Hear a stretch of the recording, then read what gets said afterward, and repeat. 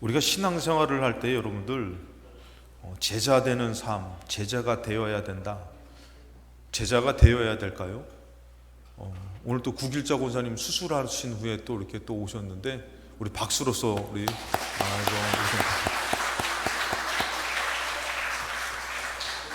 감사.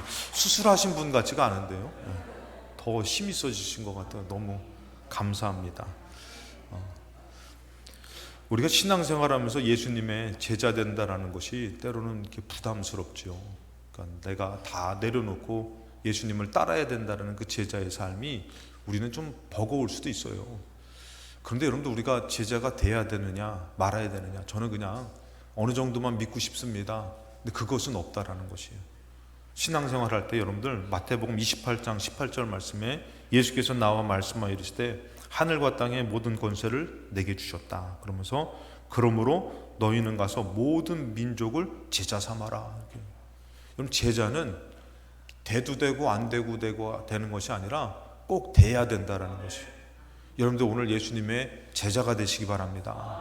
참 이것은 어렵고 무거운 것 같지만 예수님을 따라가며 예수님의 제자가 될 때 어느덧 우리가 예수님의 제자가 되어 있을 줄로 믿습니다.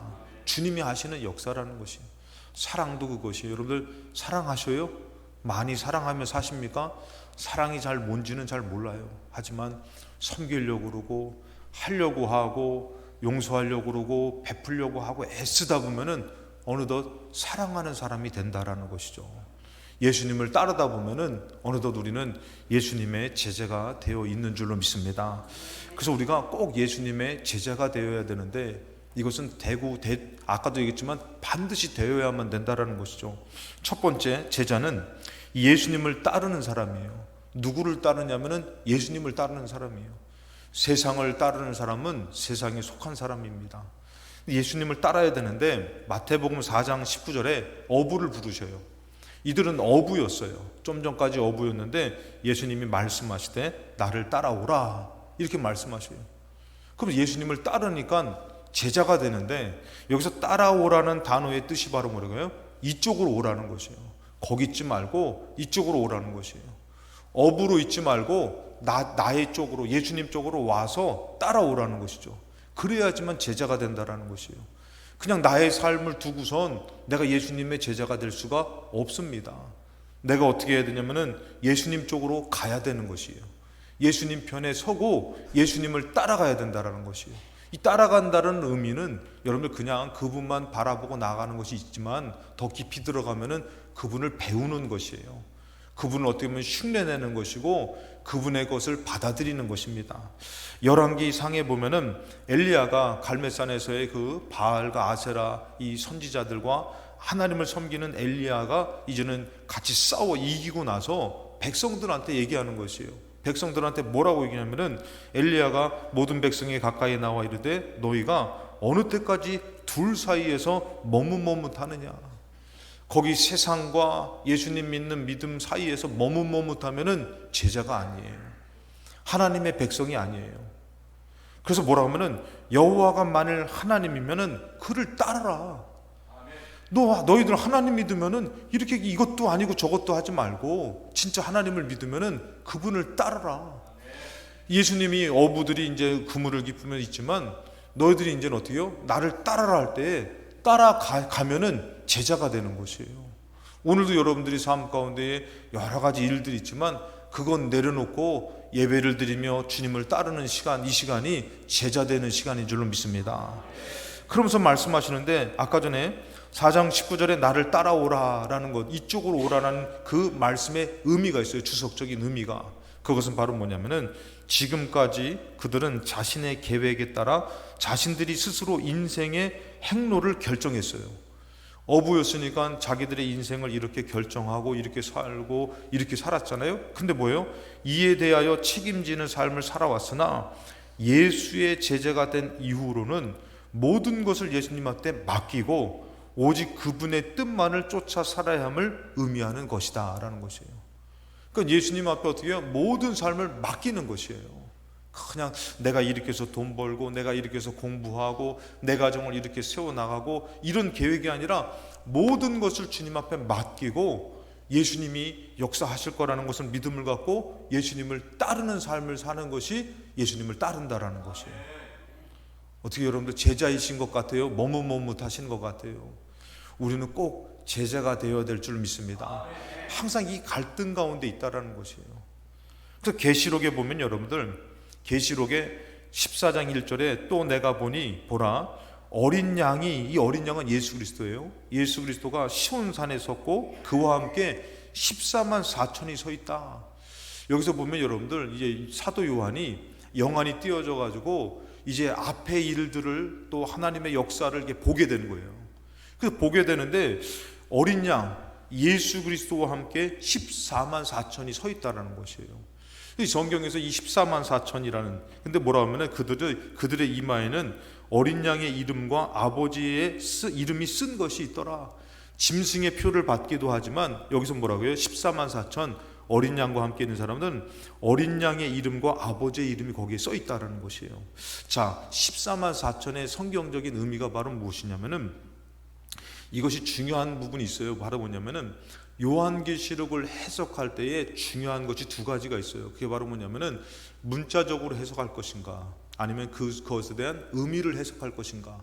근데 그 법칙 가운데서 요한계시록을 문자적으로 처음에 해석을 하면은 문자적으로 해석을 해야 되는 다음도. 근데 이게 문자적으로 해석이 안 되는 것을 의미로 해석했으면은 다음에도 의미로 해석해야 되는 것이에요. 근데 이 이단에서는 이거를 자기 멋대로 막 해석을 합니다. 근데 이것은 이 문자적인 숫자에 문자적으로 해석하면 안 된다라는 것이에요. 그래서 이것을 무엇으로 해석을 해야 되냐면은 그 숫자의 의미를 파악해야 되는데, 성경에서 10이라는 숫자는 하나님 숫자입니다. 그래서 여러분 잘 알다시피 12지파, 12아들, 그 다음에 12제자, 그래가지고 이것은 하나님의 숫자인데, 그래서 가룟 유다가 죽임당했을 때에 그때에 얼른 한 명을 채워야 되는 게 그 숫자를 완전하게 채워야 되는 것이에요. 그런 의미가 있는데, 성경에서 10이라는 숫자는 구약에서는 하나님의 백성을 뜻해요. 그래서 하나님의 백성이 10이라는 숫자예요. 그 다음에 신약에서는 구원받는 성도를 의미합니다. 자, 그랬을 때에 여기서 이들 유대인들이 표현할 때에 어떤 것을 쓰냐면은 둘 다 구약의 하나님의 백성, 신약의 구원받는 성도를 둘 다 포함하는 것으로 얘기할 때는 숫자로 무슨 숫자를 쓰냐면은 더해가지고 24를 쓰는 것이에요. 그러니까 24 장로, 이것은 바로 뭐냐면은 구약에서는 하나님의 백성, 신약에서는 구원받는 성도들의 그 수를 포함해서 얘기를 하는 것이에요. 그러니까 다 포함하는 것이죠. 자, 그랬을 때에 근데 이것을 좀 강조하고 싶어요. 강하게 강조하고 싶으면은 이 두 수를 곱합니다. 강하게 강조하려면 두 수를 곱하니까 뭐가 되는 것이요? 12 곱하기 12가 144가 되는 것이에요. 좀 강하게 이 사람들을 강조하고 싶으면 이 두 수를 곱해서 표현한다라는 것이에요. 자, 그런데 우리나라가 이제 한일 월드컵 때 이 시청에서 모였잖아요. 그때 뭐 했어요? 대한민국 하면 막 박수 치면서 막 응원했잖아요. 그때 아주 많은 사람들이 모였는데 신문에서는 그 표현을 쓸 때 뭐라고 하면은 수만 명이 모였다. 더 모였어요. 그런데도 표현을 뭐라고 하면 우리나라는 많이 모였다라는 표현을 쓸 때는 수만 명 모였다는 단어의 표현을 써요. 근데 이스라엘에는 많이 모였다는 표현을 쓸 때는 1000명이라는 단어예요. 수천 명이 모였다. 이게 많이 모였다는 표현이에요. 그래가지고 이것을 결국은 이 14만 4천의 단어의 의미가 뭐냐면, 숫자의 의미가 뭐냐면은 구원받은 많은 성도를 뜻하는 거예요. 그러니까 꼭 그 14만 4천 명, 신천지가 그 얘기하잖아요. 14만 4천에 들어야 된다 그러는데 어떤 분이 그러더라고요. 14만 4천 넘었다고. 그럼 거짓말하는 거예요. 근데 성경에서는 뭐라면 이 14만 4천이라는 그 숫자의 의미가 하나님의 백성이고 구원받는 그 많은 성도들을 표현할 때에 14만 4천. 그래서 이제 이 사도 요한이 이 환상 가운데서 이제 어린 양과 그다음에 수많은 구원받은 하나님의 많은 성도들을 봤다라고 표현하는 표현이라는 것이에요. 자, 그랬을 때 여러분들 2절에 내가 하늘에서 나는 소리를 들으니 많은 물소리 같고 큰 우레소리와도 같은데 내가 들은 소리는 검은 곳 타는 자들의 큰 검은 곳 타는 것 같더라. 많은 소리가 들렸다라는 것이에요. 그러면서 3절에 그들이 보좌 앞에 네 생물과 장로들 앞에서 새 노래를 불러요. 근데 이 사람들이 누구냐면은 땅에서 속량함을 받은 사람이라는 것이에요. 땅에서 자, 조금 잠긴 침이 있어가지고 좀 이해해 주시기 바랍니다. 땅에서 속량함을 받은, 구원함을 받은 사람이라는 것이에요. 그러니까 여러분들, 땅에서도요 구원함을 받은 사람이 있고 구원함을 받지 못한 사람이 있다는 것이에요. 자, 그런데 이 14만 4천 밖에는 이 노래를 능히 배울 자가 없다라는 것이에요. 그 구원받는 성도들 밖에는. 그런데 4절에 이렇게 얘기합니다. 이 사람들은 여자와 더불어 더럽히지 아니하고 많은 유혹과 시험과 환난 가운데서도 믿음을 잃어버리지 않고 어떻게 해요? 순결한 자라. 그러면서 어린 양이 어디로 인도하든지 따라가는 자라는 것이에요. 어린 양이 오라 그러면 그곳으로 따라가는 것이고, 멈춰라 그러면 멈추는 것이고. 여러분들, 우리가 이 땅에 살다가 예수님이 오셨어요. 그럼 따라가야 됩니까? 안 따라가야 됩니까? 이 땅의 삶은요 여러분들, 정말 우리가 천년 만년 사는 것이 아니에요. 잠깐 그 짧은 인생을 살다가 우리가 저 영원한 천국을 갖기 위해서 이 땅에 예수님이 오시는 것이고, 예수님이 또 어떻게 하시는 것이요? 우리를 부르시는 것이에요. 우리를 구원하시려고. 그러니까 우리는 예수님이 어디로 가든지 따라가는 삶을 살아야 될 줄 믿습니다. 근데 우리는 갈등하잖아요. 내 삶이 있는데요, 내 것이 있는데요. 그럼 이제 갈등하지만 여러분들, 그거는 제자가 아니라는 것이에요. 제자는 오직 예수님만을 따라가는 삶인 줄로 믿습니다. 그래서 여러분들, 성경에서는 뭐라고 하면 우리가 이 예수님을 따라가야 되는데 이것이 제자의 삶인데, 두 번째는 뭐냐면 제자는 내려놓아야지만 따라갈 수 있다는 것이에요. 내려놓아야 되는 것이. 오늘도 여러분들이 육신의 짐을 내려놓고 여러분들이 돈 버는 것, 가정적인 것 다 내려놓고 주님 앞에 나왔잖아요. 그것처럼 오늘 보니까 마태복음 4장 20절에 그들이 예수님을 따르기 위해서 뭘 내려놔요? 곧 그물을 버려두고 그랬어요. 그러니까 이 그물을 붙들고 있으면 안 돼요. 이 어부에게 있어서 그물이 얼마나 중요해요. 이거를 붙들고 있으면 벗어날 수가 없는 것이에요. 그것을 내려놔야지만 예수님을 따를 수가 있다는 것이에요. 누가복음 14장 25절에 수많은 무리가 함께 갈새 예수께서 돌이키사 이르시되, 자, 수많은 무리들이 예수님을 따라요. 예수님을 따르지만 다 뭐는 아니에요? 제자는 아니라는 것이에요. 그때 예수님이 돌아서서 그들에게 뭐라고 얘기하냐면은 26절에 무릇 내게 오는 자가 자기 부모와 처자와 형제와 자매와 더욱이 자기 목숨까지 미워하지 아니하면 능히 내 제자가 되지 못하고. 여러분, 우리가 예수님을 따라야 되는데 자기 부모 걸리고 처자 걸리고 형제 자매, 심지어는 자기까지도 걸리면은 못 따라가는 것이에요. 그러니까 그런 것들을 다 내려놔야지만 어떻게 해요? 예수님의 제자가 될 수가 있다. 그러면서 27절에 누구든지 자기 십자가를 지고, 그 짊어지라는 것은 있어요. 그 뭐냐면은 자기의 무겁고 힘든 십자가는 짊어지라는 것이에요. 근데 우리는 반대잖아요. 어때요? 자기의 무거운 것은 그냥 짊어지기 싫고 예수님 따르는 것은 조금 부담되고.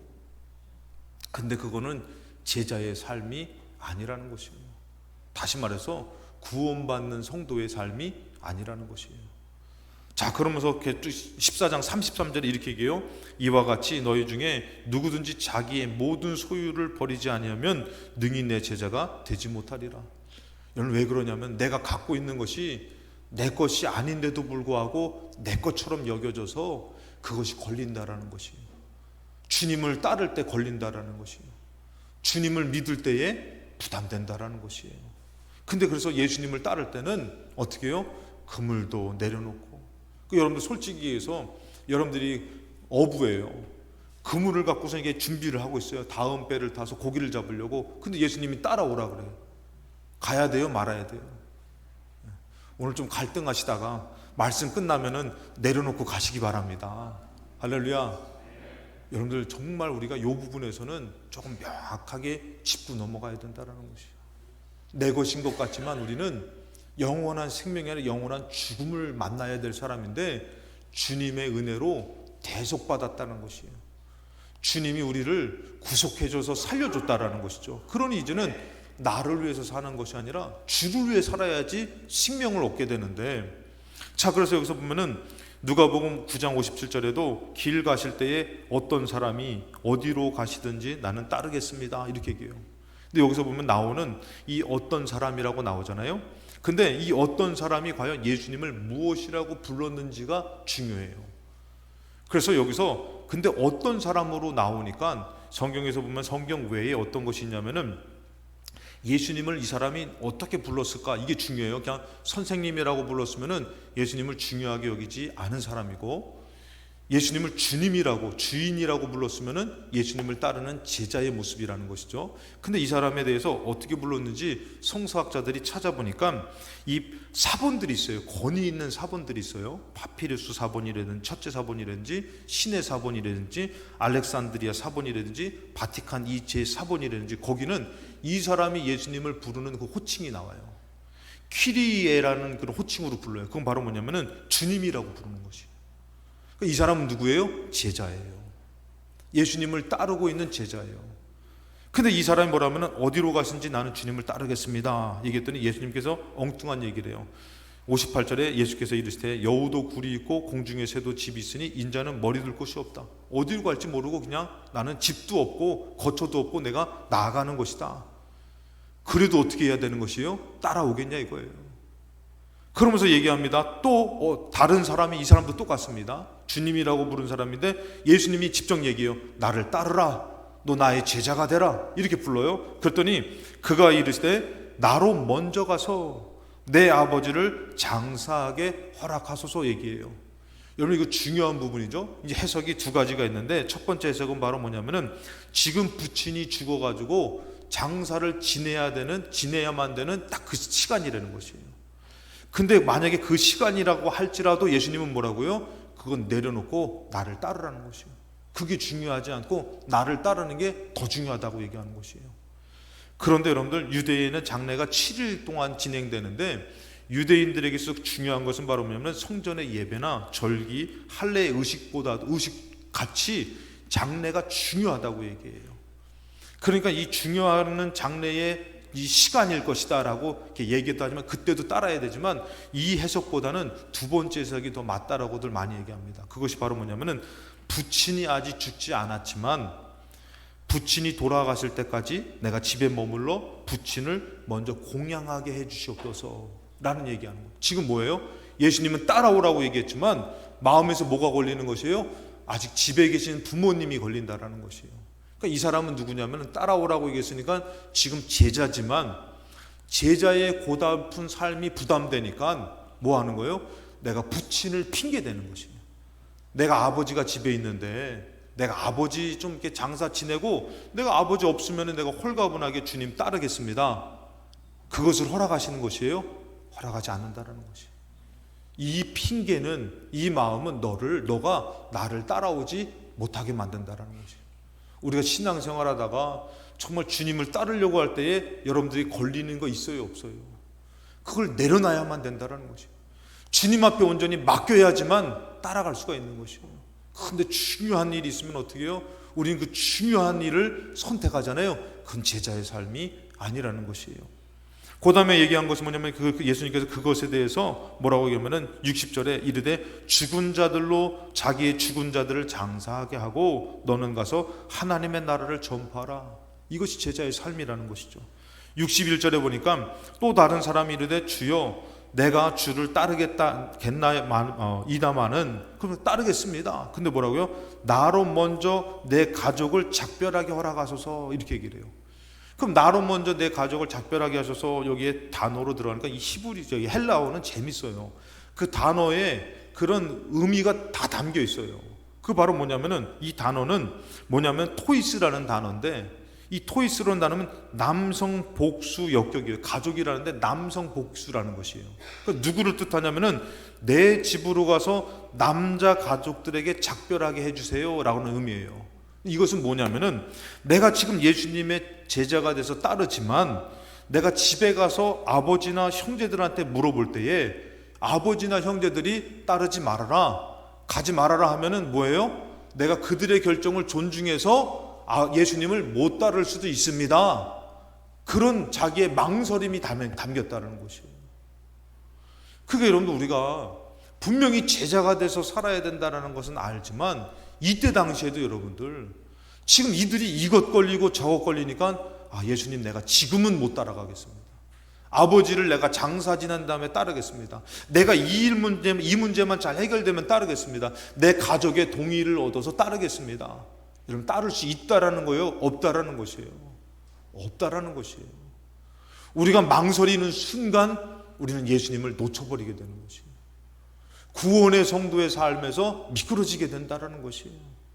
그래서 예수님께서 뭐라고 말씀하시냐면은 이 사람한테 62절에 이 속담을 빌어서 얘기하는 것이 뭐냐면은 예수께서 이르시되 손에 쟁기를 잡고 뒤를 돌아보는 자는 하나님 나라에 합당하지가 아니하니라. 이 속담이에요. 사람이 어떤 일을 하기로 한번 결단하고 착수한 이후에는 자기의 결정에 대해서 갈등하거나 후회거나 다른 사람의 눈치를 살피지 말라는 속담의 의미라는 것이에요. 여러분들이 예수님을 믿기로 작정하고 따르기로 작정했으면은 다른 사람의 유혹이 오고 어떤 세상적인 유혹이 와도요, 예수님 믿는 믿음으로 따르라는 것이에요. 이럴 때 아멘이 한번 나와도 괜찮습니다, 여러분들. 근데 우리는 어떠냐면은 이것 걸리고 저것 걸리니까 못 나가더라는 것이에요. 제가 예전에 은혜 받는 게 바로 뭐냐면은 어떤 분이 이제 기도하다가 자식이 생기고 자식을 낳으니까 이제 남자아이가 2명이 태어나니까 너무 정신이 없으니까 신방을 간 거예요. 왜 못 오시냐고 했더니 얘네들 키우는데 정신이 없어서 내가 지금은 얘네들 좀 큰 다음에 가겠습니다. 이런 사람이 있어요. 실제로요. 근데 어떤 사람이냐면은 자식을 3명을 낳은 거예요. 3명을 낳았는데 이 사람은 특별 새벽 기도를 하니까 실제로요, 지하철을 타고선 1명 없고 1명 손잡고선 걔네들을 데리고서 거기를 완주하는 거예요. 여러분들 참 이거를 볼 때에 여러분들 어떤 것이 정말 예수님을 따르는 삶입니까? 얼마든지 우리는 인간적으로 이해할 수 있어요. 이들에게 있어서 지금 아버지가 중요하고 형제들의 결정이 중요하고 지금 자기가 있는 것 삶이 중요하지만 예수님은 뭐라고요? 제자는 지금 그것을 내려놓고 따라온다는 것이에요. 근데 우리도 신앙생활하면 이것 걸리고 저것 걸리고 다 걸려서 때로는 그냥 남는 것 갖고 신앙생활을 할 때가 많잖아요.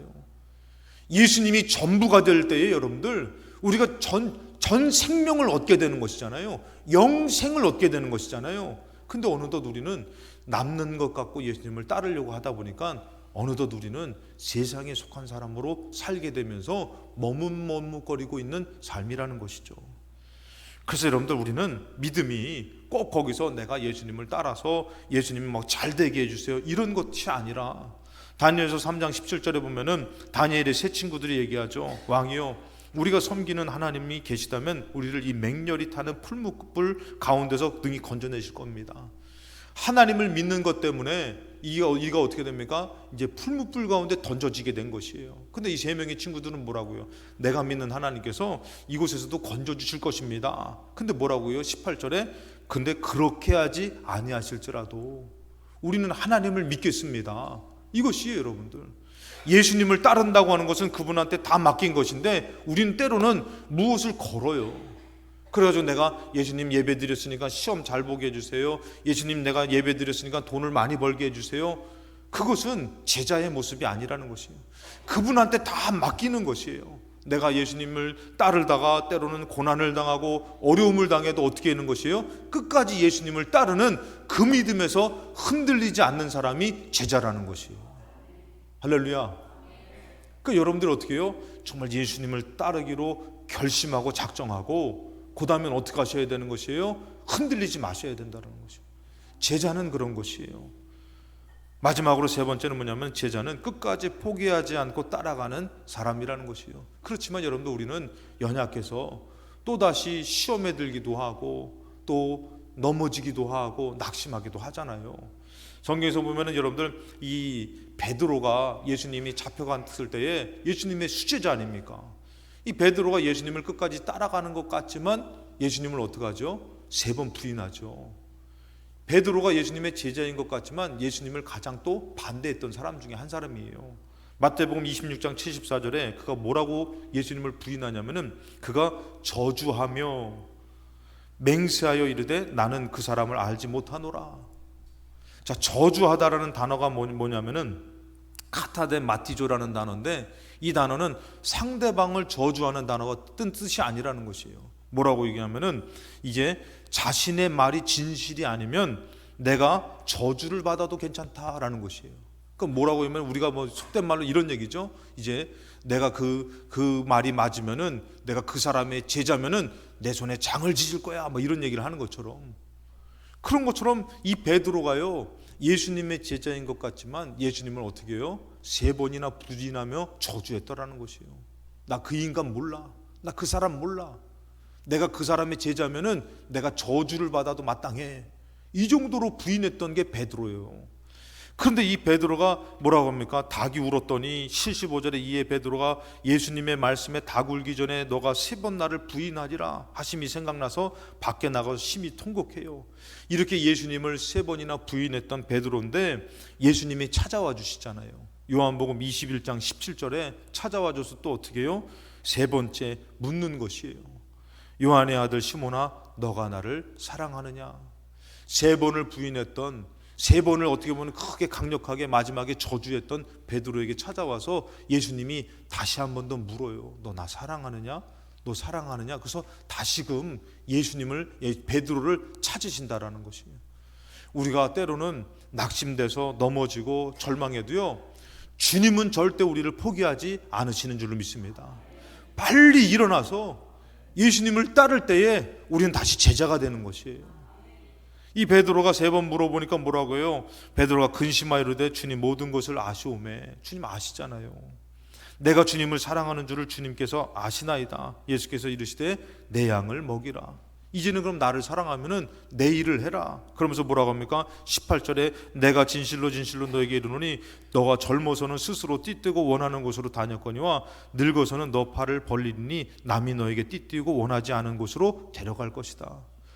젊었을 때는 어때요? 자기 멋대로 살았다라는 것이에요. 근데 이제는 어떻게 해요? 정말 내가 원하는 것이 아니라 주님이 원하는 삶을 산다라는 것이에요. 그러면서 말하기를 뭐냐면 19절에 이 말씀을 하시는 베드로가 어떠한 죽음으로, 죽는 것, 그 죽음의 삶까지도, 죽음까지도 베드로는 이제는 어떻게 해요? 예수님을 따르는 삶을 산다라는 것이에요. 그러니까 베드로가 포기하지 않으면 되는 것이에요. 여러분 가룟 유다도 포기하지 않고 회개했으면 될 것이에요, 여러분들. 근데 예수님은 어떻게 해요? 그는 포기했어요. 자기 삶을 포기했잖아요. 근데 여기서 보니까 어떻게 해요? 예수님께서 그것을 아심이라 하면서 말씀하시고 베드로에게 다시 뭐라고요? 나를 따라오라 말씀하시는 것이에요. 오늘도 여러분들 우리가 일주일을 살면서 실패한 삶을 살았어도 주님이 포기하지 않으시는 것이에요. 주님이 우리에게 다시 뭐라고 말하면은 너 그것을 내려놓고 나를 따라와라. 그것이 우리를 살리는 것이 아닙니다. 수고하고 무거운 짐진 자들아 다 내게로 오라. 내가 너희를 쉬게 하리라 그랬어요. 우리 주님께서 우리를 쉬게 하는 것이고 우리를 살리는 것이지 내가 붙든 것이 그것이 나를 살리는 것이 아니라는 것이에요. 여러분 우리가 주님을 따라가야지만 사는 것이지 그 삶은 여러분들 죽는 것 같아요. 근데 어떻게 되는 것이요? 사는 것이에요. 여러분 하나님의 말씀을 따라 나간 광야로 나간 이스라엘 백성이 굶어 죽었어요. 여러분 숫자가 줄어들었어요. 그들이 물 없어서 목말라 죽었어요. 적군에게 맞아 죽었어요. 아니에요. 주님 앞에 그들의 삶을 맡기고 나아갔더니 주님이 책임져 주시더라는 것이에요. 예수님을 따르는 수많은 그런 사람들이 있었어요. 양식이 없었을 때 예수님이 어떻게 했어요? 돈 주고 사 먹어라. 나 돈 없다. 안 그랬어요. 그들에게 오병이어 기적을 베풀면서 그들에게 먹이신 분이 예수님이신 것이에요. 나를 따라오는 자를 책임져 주시는 분이 예수님이신 것이에요. 여러분 우리가 말로만 그 은혜 다 갚을 길 없어서 이 몸 바칩니다. 내 생명 드립니다. 말로만 얘기할 것이 아니라 지금 내가 예수님의 제자인가? 예수님을 따르고 있는가? 여러분 예수님보다 얼마나 중요한 것을 많이 갖고 있습니까? 예수님보다도 얼마나 중요한 것을 붙들고 예수님을 거절할 때가 얼마나 많이 있습니까? 오히려 여러분들 나병 환자는 아픈 몸을 갖고 정말 소경은 앞이 보이지 않는 몸으로 그는 오히려 예수님을 찾아 나갔다라는 것이에요. 예수님을 만나고 예수님을 경험하고 예수님을 따르는 삶을 살더라는 것이에요. 근데 우리는 예수님을 믿는다고 하면서 얼마나 내 것이 많습니까? 그 내 소유와 내가 갖고 있는 것이 오히려 예수님을 따르지 못하게 만든다는 것이에요. 제자의 삶이 될 수 없게 만든다라는 것이에요. 성경에서 보면 여러분들, 우리가 잘 알다시피 우리가 디모데 후서에 보면은, 이 디모데 후서는 이 사도 바울의 마지막 이제 고별, 이제 순교를 하기 직전에 쓴 그림이 서신입니다. 마지막 서신이에요. 서신 중에서 마지막이에요. 사도 바울이 2차 투옥 때 감옥에서 쓴 서신이 디모데후서예요. 이 사도 바울이 뭐라고 하면은 디모데후서 4장 5절에 그러나 너는, 이 디모데에게 얘기하는 거죠, 모든 일에 신중하여 고난을 받으며 전도자의 일을 하며 너의 직무를 다해라. 제자의 삶을 살라는 것이에요. 그러면서 뭐라고 하면은 전제와 같이 내가 벌써 부어지고 나의 떠날 시각이 가까웠다. 주를 위해서 살았던 삶이 이제는 마무리 질 때가 됐다라는 것이에요. 근데 나를 위해서 산 사람은 뭐예요? 끝나지만 주를 위해서 산 사람은 뭐예요? 사도 바울이 얘기하는 거예요. 나는 선한 싸움을 싸우고 나의 달려갈 길을 마치고 믿음을 지켰다. 그러면서 이제후로는 나를 위하여 의의 면류관이 예비되었다. 주곧 의로우신 재판장이 그날에 내게 주실 것이며 내게만 아니라 주의 나타나심을 사모하는 모든 자, 제자들에게 주신다라는 것이에요. 그러면서 얘기하는데 뭐냐면은 이거요, 디모데에게 9절에 너는 속히 내게로 오라 이렇게 말해요. 디모데야, 주의 일을 위해서 내게로 속히 와라 이렇게 얘기해요. 근데 여러분들 다 그런 것이 아니에요. 10절에 보니까 오라고 얘기합니까? 대만은 이 세상을 사랑하여 나를 버리고 데살로니가로 갔고, 그레스게는 갈라디아로 갔고, 디도는 달마디아로 갔다. 여러분들 주에게 영생의 생명을 얻었다고 했지만 결국은 이 세상의 유혹과 이 세상 풍조를, 세상 것을 버리지 못하고 어떻게 해요? 버리고 그것을, 주를 버리고 그것을 따라가더라는 것이에요. 우리들의 삶이, 제자의 삶이 되어야만 되는데 여러분들의 삶 가운데에 유혹된 것이 있어도 흔들리지 마시고, 정말 제자의 삶은 돼야만 됩니까? 돼야만 됩니다. 여러분이 중요한 것들을 오히려 주님 앞에 맡기시고 더 힘을 내서 주님을 따를 때에, 몸부림을 칠 때에 어느덧 우리가 하나님 보좌에 있는, 우리 보좌 우편에 앉아 계신 예수 그리스도와 함께 하늘에 나아가서 그곳에서 자리를 잡고 살 수 있는 제자의 삶이 우리에게 주어졌고 제자가 될 줄로 믿습니다. 그 믿음을 갖고 흔들리지 않는 주님을 따르는 우리 모두가 되시기를 주님의 이름으로 축원합니다. 우리 찬양하시겠습니다. 우리 가사의 내용이 믿음의 고백이 되시기 바랍니다. 예수는 내 힘이요